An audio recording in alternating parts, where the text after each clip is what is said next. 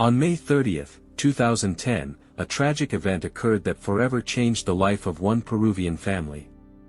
Stephany Flores, a 21-year-old student and avid poker player, went to another tournament at the Atlantic City Casino in Peru's capital city of Lima. The young woman had remarkable success in poker and very recently hit the jackpot, winning $10,000. So she was full of optimism about her chances of victory in this tournament. As a responsible daughter, Stephany informed her father Ricardo that the trip would take a couple of days, after which she would definitely return home.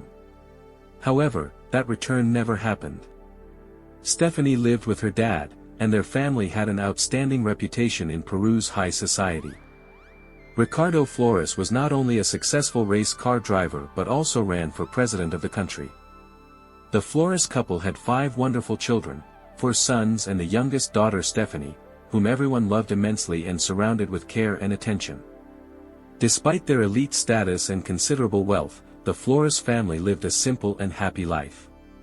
Stephany's brothers dedicated themselves to organizing various events, while Stephany herself, studying in her 3rd year of the business administration faculty at the University of Lima and helping her brothers, became passionate about gambling, which brought her a solid income.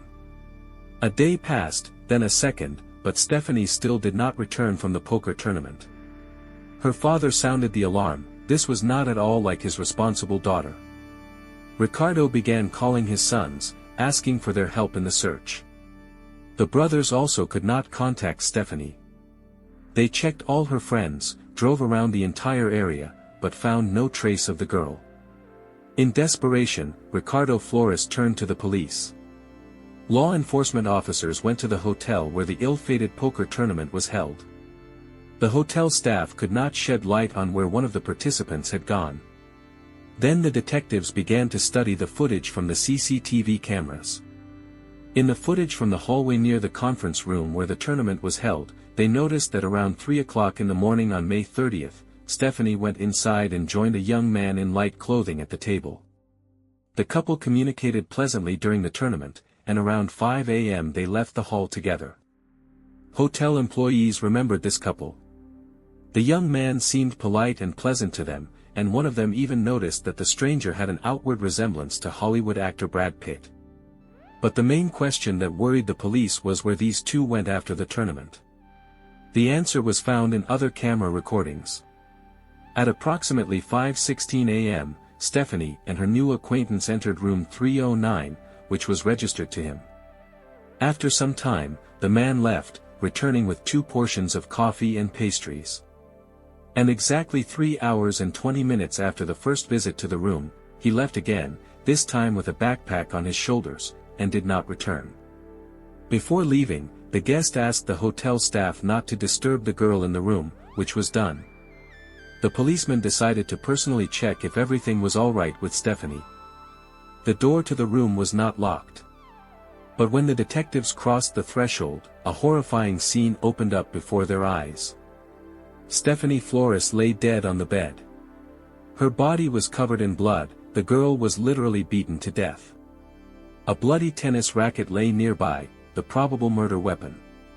An expert established that death occurred from a blunt force trauma, which caused massive bleeding in the brain. The girl's neck was broken, blood flowing from her nose, ear, and the left side of her head. There were signs of strangulation and injuries to the back of the head and neck. Stephany was fully clothed, no signs of sexual assault were found. So that motive was immediately discarded. Instead, the police had a theory that the murder occurred during a robbery, because all of Stephany's money, credit cards and jewelry had disappeared. And the amount was considerable, about $15,000. $10,000 of which the girl won in poker, and $5,000 she took to buy her father a new laptop. After reviewing the camera footage, the detectives already had the main suspect, the very same young man with whom Stephany was last seen. Room 309 was booked in the name of 22-year-old Joran van der Sloot, a citizen of the Netherlands. And here's where things got most interesting. The police found out that Joran was already on the international wanted list. It turns out that 5 years ago, on May 30, 2005, under extremely similar circumstances, another girl disappeared on the island of Aruba, an American named Natalee Holloway. And the main suspect in that case was none other than Joran van der Sloot. This information made the police suspect that the Dutchman could be a serial criminal. The arrest of the dangerous murderer became a matter of utmost importance. He was declared wanted throughout the country. While an active search for Joran was underway, investigators delved into studying the case of Natalee Holloway's disappearance 5 years prior. They hoped to find clues that would help track down the suspect and understand who they were dealing with. Natalee Holloway, the first child in the family, was born in the small town of Clinton, Mississippi, USA, on October 21, 1986. When she was only 7, her parents decided to divorce. Natalee and her siblings remained under the care of their mother, but continued to maintain warm, friendly relations with their father. At the age of 14, Natalee's life underwent more changes. Her mother remarried, choosing a successful businessman. The family moved to the stepfather's estate in the elite Mountain Brook area of Alabama. Despite all the upheavals, Natalee continued to study diligently, was a member of sports team support groups and dance clubs. Her efforts were not in vain. The girl graduated from high school with honors and received a full scholarship to study at university. It seemed that endless opportunities and prospects were opening up before her. But one trip to warm lands changed everything forever. In May 2005, 18-year-old Natalee, along with a group of graduates, went on a dream vacation to the Caribbean island of Aruba, an overseas territory of the Netherlands located in the southern Caribbean Sea. Aruba, which is part of the island group called the Leeward Antilles, or the Dutch Caribbean, is considered one of the safest places in the region, with an amazingly low crime rate. The graduation trip was organized by Natalee's school. A total of 124 happy students went to the island, accompanied by 11 teachers. The vacation was all-inclusive at the wonderful Holiday Inn Hotel. It is worth noting that the consumption of alcohol is allowed in Aruba from the age of 18. The daily routine during the vacation was rather monotonous, but pleasant. The young people enjoyed a carefree life, waking up whenever they pleased, having fun, sunbathing on the beach, swimming in the crystal-clear blue sea.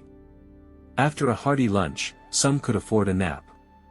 And in the evening, everyone gathered for dinner, after which they went to have fun in the casino or bar, where they tasted various cocktails, including alcoholic ones. May 29, 2005 was the last day of the heavenly vacation. The only thing that distinguished it from the previous ones was that everyone was packing their suitcases before leaving for home. Natalee, like the rest, packed her things, placed her passport next to her suitcase, and went to dinner. After dinner, the company split up, some continued the fun, while others went to their rooms to get a good night's sleep before the morning flight. At dawn on May 30th, students and teachers gathered in the lobby of the Holiday Inn for the checkout procedure and transfer to the airport. But during the roll call, it turned out that one student was missing, Natalee Holloway. No one from the group knew where she could be. The teachers tried to call her room, assuming the girl had simply overslept, but no one answered. Then the school representatives, along with a hotel employee, went to her room and opened the door. To their surprise, Natalee was not there, but all her belongings remained in place, including her suitcase and passport.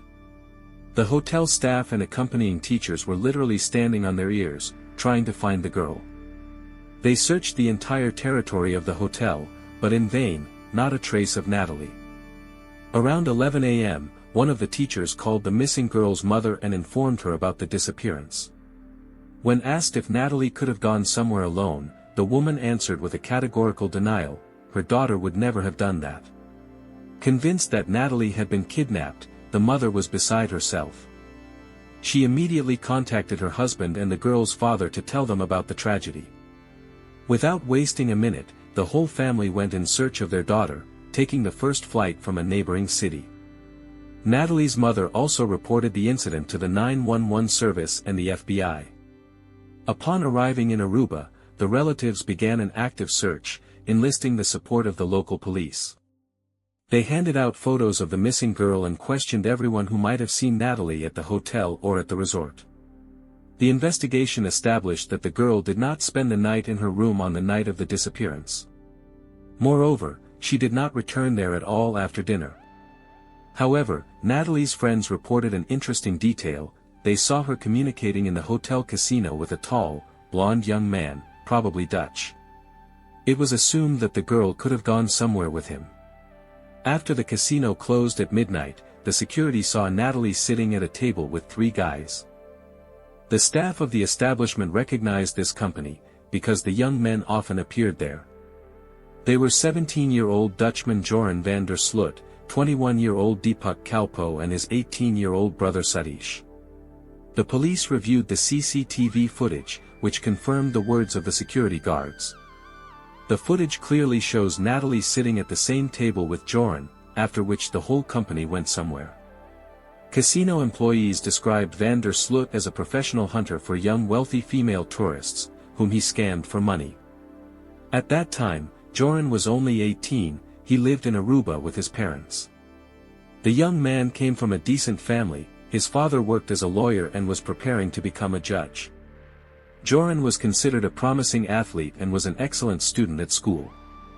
Everyone predicted a brilliant future for him in football. But in his teens, problems with behavior began. The young man became a frequent visitor to bars and casinos, abusing alcohol. It was van der Sloot that all the collected evidence pointed to. Natalee's parents, along with the police, went to the Dutchman's home to talk to him. A grey Honda was parked near the house, in which Natalee was last seen. Joran's father said that his son had gone to the casino of another hotel. Law enforcement officers immediately headed there, but the young man's trail was already cold. While everyone was getting to the suspect's house, his father called the police and said that Joran and his friend Deepak had already returned home. When the detectives arrived at the scene, the friends were separated and interrogated separately. Their testimonies not only contradicted each other, but also constantly changed. At first, both claimed that they had not seen the missing girl at all. But when the policeman demonstrated the video recordings, in which the young men were clearly communicating with Natalee, Joran instantly remembered that he had met her that evening. According to him, after the casino, Natalee asked him to go with her to a club. Joran agreed and took his friends Deepak and Satish with him. They had a great time, drank and danced. Then they drove the girl back to the hotel, where a security guard allegedly began to harass her, which was the last thing the Dutchman supposedly saw. No one saw Natalee again. But the police already knew it was a lie. Camera records refuted the version about Natalee's return to the hotel. Investigators arrested the guys several times for false testimony, but they were released without charges due to lack of evidence. With each new interrogation, the suspects changed their stories. Now they claimed that after the club, the 4 of them went to the lighthouse to look at the ocean, and then went for a walk on Aruba beach. What happened next? Joran van der Sloot firmly stood his ground. He claimed that it was his friends who left him and Natalee on Aruba beach. According to him, the girl was so drunk that she kept passing out and falling, so in the end he left her alone. The Dutchman was allegedly in a hurry, because the next morning he had to be in class. And Natalee did not want to leave, wanting to have a full blast on the last night, and gave him permission to leave her. Van der Sloot assured that he had no idea what happened to her next. But now, looking back, he allegedly regrets leaving the girl alone, because she disappeared. The young man claimed that he and Natalee only kissed that night, and there was no intimate relationship between them. However, his friends told a different version. The Dutchman had fun with the American and then left her on the beach to her fate. The police thoroughly searched the alleged crime scene, but found no clue as to Natalee's whereabouts. Unexpectedly, a gardener from a nearby hotel provided new information. The man said that he saw Joran, Deepak and Satish digging a hole that night when the girl disappeared, in a vacant lot near a pond. Law enforcement officers immediately went there, drained the water from the pond and dug up the entire area, but in vain, nothing suspicious. Time passed, but no one was charged, and Natalee Holloway remained missing. Her family was extremely dissatisfied with the course of the investigation, blaming the police for incompetence.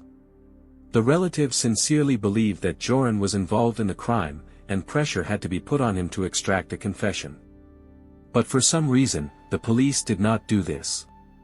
The Holloway family even announced a reward of $250,000 for information about Natalee's whereabouts, and also promised $100,000 to someone who would return the girl alive. Local residents began to massively call the police, sharing their guesses and assumptions in the hope of receiving a reward. However, this did not help the search at all. The police accused the parents of the missing girl of the wrong approach. They claimed that because of the promised money, investigators began to be distracted by details irrelevant to the case, which only harmed the investigation. At the same time, Natalee's relatives did not give up, continuing to post posters, hand out flyers and take part in the search for their daughter. Aruba was under tremendous pressure from the Holloway family, who demanded the immediate arrest of the suspects, even despite the lack of evidence. All this only complicated the work of the investigation. At one point, Joran, Deepak and Satish were in custody for 3 weeks. Locals already thought that they would be charged, but they were mistaken. The guys were released. True, Deepak and Satish got out faster, but Joran spent 2 more months behind bars. At some point, the Kalpoe brothers told the police that van der Sloot's father helped his son hide Natalee's body. The man was immediately arrested, but in the absence of evidence, they were forced to release him after 3 days. Moreover, Joran's father, being a lawyer himself, sued the Aruban police for unlawful detention and was awarded $40,000 in compensation from them. The case of the disappearance of the American graduate student gained considerable media attention in the U.S., which greatly embarrassed the island authorities, because the lion's share of Aruba's income depended precisely on tourists from the States. The increased attention to the incident was caused by the persistent desire of Natalee's parents to achieve justice for their daughter and stir up the police. And Joran van der Sloot himself also had a hand in this. He willingly gave numerous interviews to American TV channels, receiving money for it. With obvious pleasure, the Dutchman told how he met Natalee and the details of their evening together. The young man assured everyone of his innocence and non-involvement in her disappearance. A year after the incident, van der Sloot returned to the Netherlands, where he continued his studies. In an interview with local media, he complained that they wanted to frame him. He claimed that he honestly left Natalee Holloway on the beach that fateful night and went home. After 2 years, Joran, together with a journalist, even released a book about the girl's disappearance, in which he told his version of events, insisting on his own innocence. The young man made good money on all this hype surrounding the tragedy. Under the relentless pressure of the Holloway family, the police still dared to search van der Sloot's house and the surrounding area. They carefully looked through every nook and cranny in the house, dug up the entire yard, but did not find a single piece of evidence that would shed light on this dark story. The whole world closely followed the course of the investigation, especially in the USA, Aruba and the Netherlands. Joran turned into a media persona. Some suspected him of involvement in Natalee's disappearance, while others believed in his innocence. The young man himself continued to appear on various talk shows. In one of these TV shows, unable to withstand the pressure from the host, van der Sloot threw a glass of drink right in the journalist's face. 3 years had passed since Natalee Holloway's disappearance when new information emerged. As it turned out, one of the witnesses saw Joran and his father near the pond at 4 a.m. that fateful night. The young man allegedly ran up to a nearby fast food restaurant, and a few minutes later the 2 men got into a red Jeep and drove away. At the same time, an old lead surfaced related to van der Sloot's ex-girlfriend. She told the police how one night, while on the beach with Joran, she heard a chilling phrase from him, "Who knows, maybe now you are next to someone who is able to get rid of a corpse." These words seriously frightened the girl, because she was convinced that an innocent person would never say such a thing.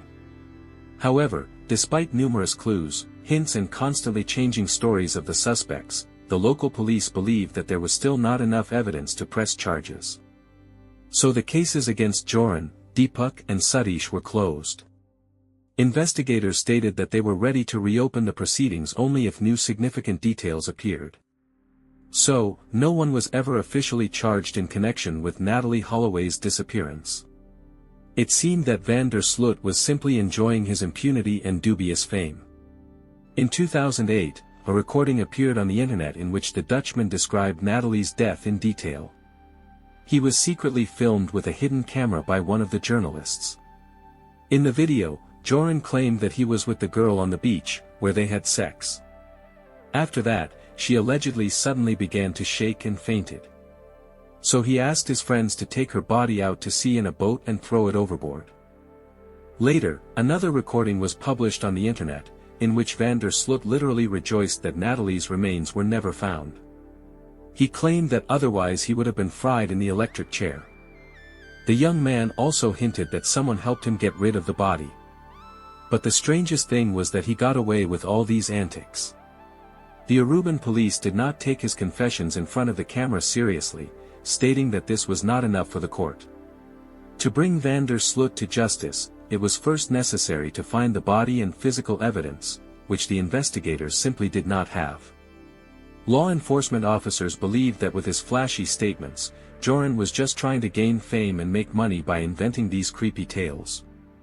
Some time later, van der Sloot even ended up in a psychiatric clinic, where he sought help of his own free will. After that, he went to Bangkok, the capital of Thailand. With the money earned from interviews and book sales, Joran van der Sloot bought a small restaurant in Bangkok and started his own business. That same year, while in Thailand, he gave an interview to another journalist. During the conversation, the Dutchman confessed that he sold Natalee Holloway into sexual slavery, and divided the money he received with the Kalpo brothers, who helped him in this scheme. Moreover, Joran said that he was sending Thai women into slavery to the Netherlands, earning $30,000 for each one. However, after the interview was over, he called the journalist and stated that it was all just a bad joke. Van der Sloot's behavior seemed extremely inadequate. The interview caused Joran problems with the local authorities. The police began to investigate the information he voiced about the trafficking of Thai women. In the end, fearing the consequences, he was forced to flee the country, abandoning his business. However, he later managed to sell the restaurant. Soon Joran's father died of a heart attack, and the young man began to blame himself for it. He ended up in a psychiatric hospital again due to a nervous breakdown. After being discharged, van der Sloot faced financial difficulties and decided to get money in a new way. In 2010, the lawyer for the Holloway family stated that the Dutchman had contacted him under a pseudonym and offered a deal. For $250,000, Joran promised to reveal information about the location of Natalee's remains, and demanded an advance of $25,000. The investigation established that these messages were sent by none other than van der Sloot. Natalee's father agreed, brought $25,000 in advance to Aruba and handed it over to Joran in person. The young man's story changed again. Now he claimed that he pushed the girl when she wanted to leave. Natalee allegedly fell, hit her head on a stone and died instantly. And then Joran and his father buried the body under the foundation of a house. Van der Sloot insisted that it was an accident, and he was not to blame for anything. The Dutchman even indicated the place of Natalee's burial. However, the police quickly found out that this was another lie. The mentioned house was built even before the girl's disappearance, so it could not be the place where the body was hidden. After this meeting with Joran, the father of the deceased received an email from him in which he admitted that the story was completely fabricated. The Holloway family began to work closely with the FBI to gather evidence against van der Sloot and bring him to justice, at least for fraud and extortion. In the end, a criminal case was initiated. Upon learning of the extortion charges, Joran fled to Peru. It was there that the tragedy with Stephany Flores occurred. On June 3, 2010, the Dutchman's ex-girlfriend called the police and reported where he could be found.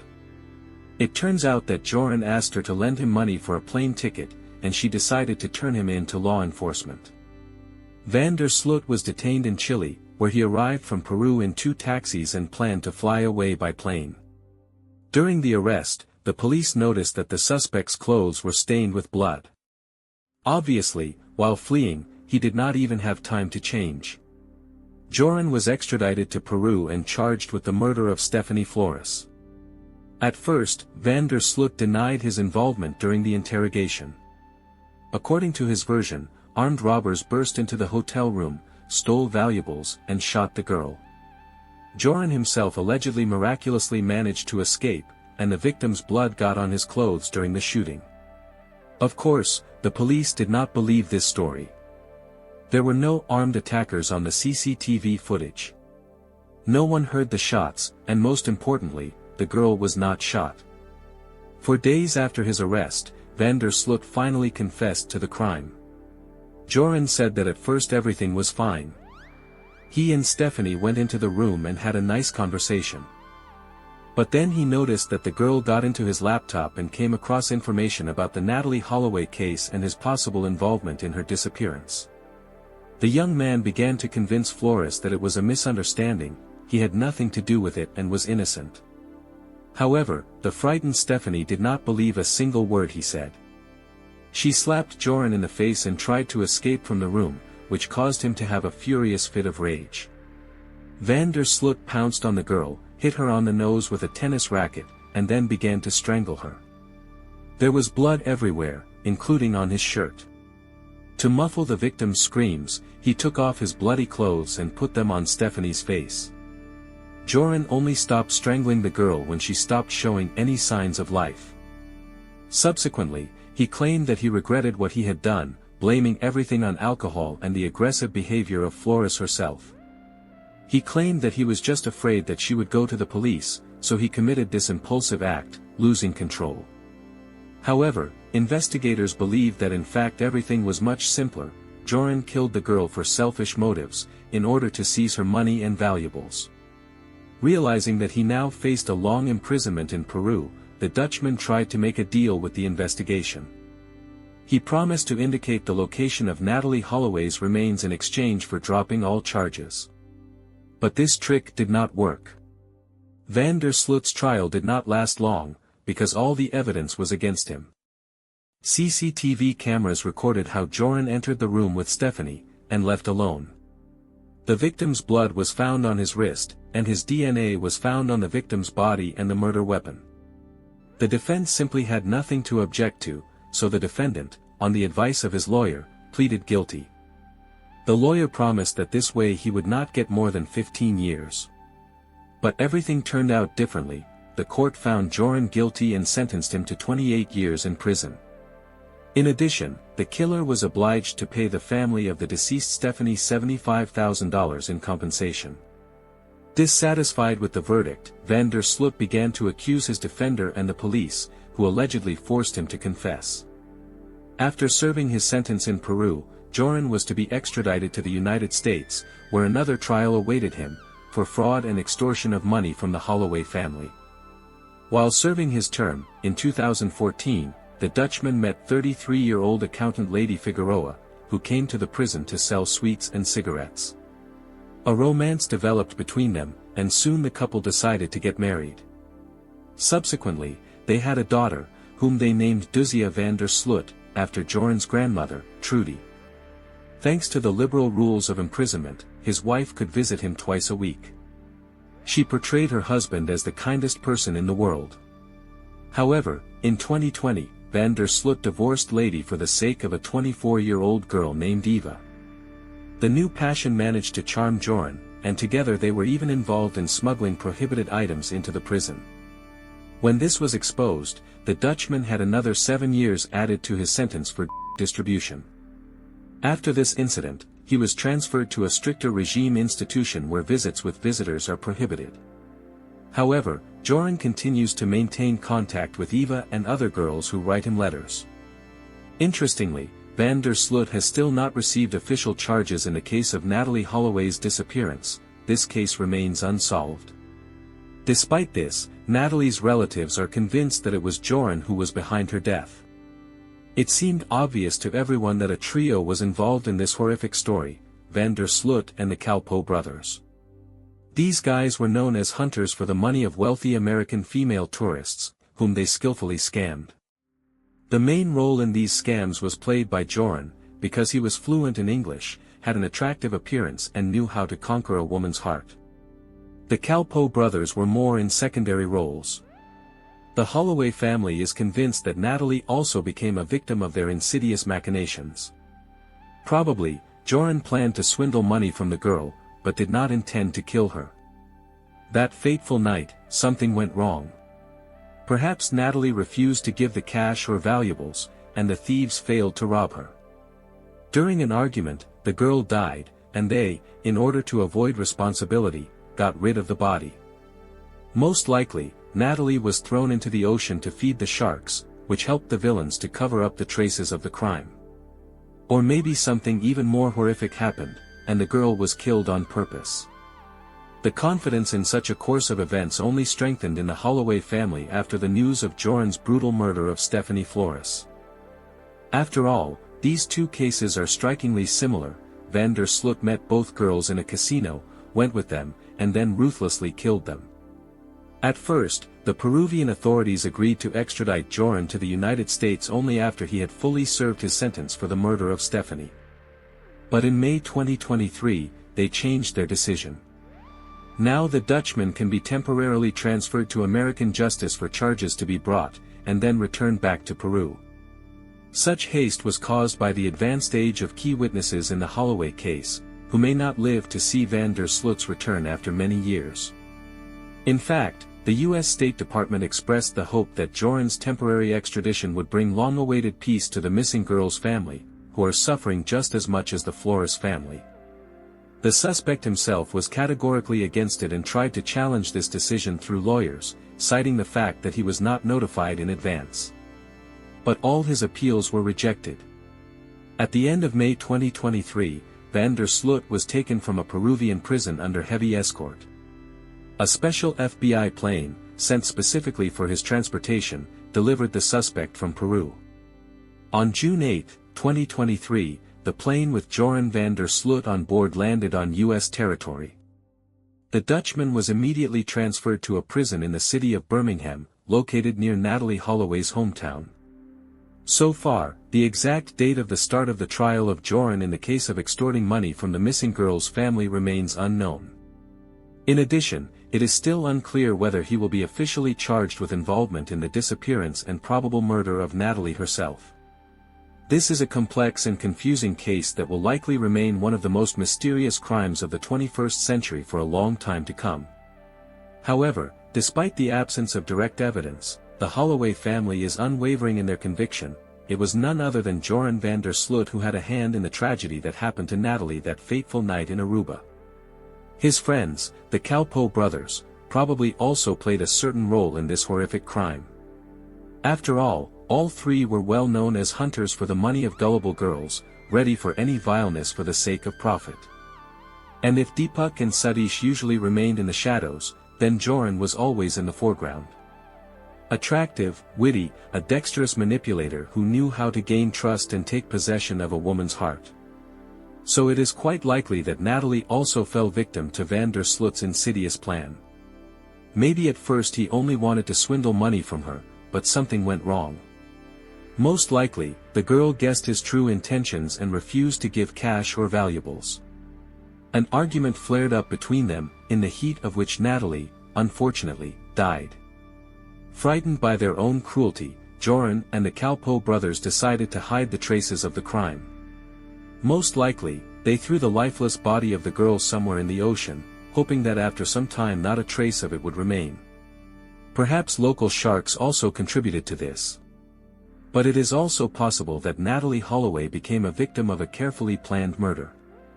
And the suspicions of relatives about this only intensified after the tragic events in Peru. After all, there is a striking similarity between the deaths of Natalee and Stephany.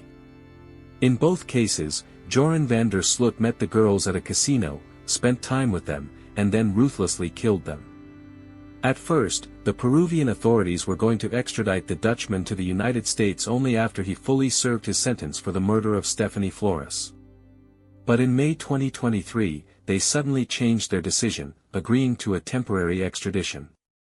Van der Sloot will be handed over to American Themis for charges to be brought, and then will return to Peru to continue his term. The Peruvian authorities were pushed to such a step by the advanced age of key witnesses in the Holloway case, who may simply not live to see the release of the criminal. The U.S. State Department even expressed the hope that this extradition would bring long-awaited peace to the family of the missing girl, who are suffering just as much as the loved ones of Stephany Flores. Upon learning of this decision, Joran was categorically against it. Through his lawyers, he filed an appeal to the court, referring to the fact that he was not notified about the extradition in advance. But all these attempts were in vain. Van der Sloot's complaint was rejected. At the end of May 2023, the Dutchman was taken from a Peruvian prison under heavy escort. The FBI sent a special plane to Peru to transport the suspect. On June 8, 2023, it landed on U.S. territory with Joran on board. Van der Sloot was taken to a federal prison in the city of Birmingham, Alabama. This is very close to Natalee Holloway's hometown. Now everyone is waiting for Joran's trial to begin in the case of fraud and extortion of money from the Holloway family. But so far there is neither an exact date nor official charges in the disappearance and probable murder of Natalee herself. It seems that it will be very, very difficult to finally unravel this horrific tangle. For almost 20 years, the death of the young beauty from Alabama has remained one of the most mysterious and high-profile criminal stories of the 21st century. Natalee Holloway's relatives courageously continue to search for truth and justice, not losing hope of punishing the guilty. And the main suspect for them still remains Joran van der Sloot. Of course, it will be extremely difficult to prove his involvement in the tragedy due to the lack of direct evidence and the victim's body. But, given the chilling coincidences between Natalee's disappearance and the murder of Stephany Flores, it is possible that American justice will also find weighty arguments against the Dutchman. In the eyes of the Holloway family and the whole world, Joran has long since turned from a suspect into a real monster, cold-blooded and ruthless. Whether he will receive the deserved punishment for his crimes, time will tell. But few doubt that this person is a true embodiment of evil in human form. And society must be reliably protected from such predators. Please write your thoughts and reactions in the comments below. For those who are new here, subscribing is the best way to stay updated on future content. Also give a like please. Take care of yourself and your loved ones. Thank you for your support during this difficult time. Until next time, friends.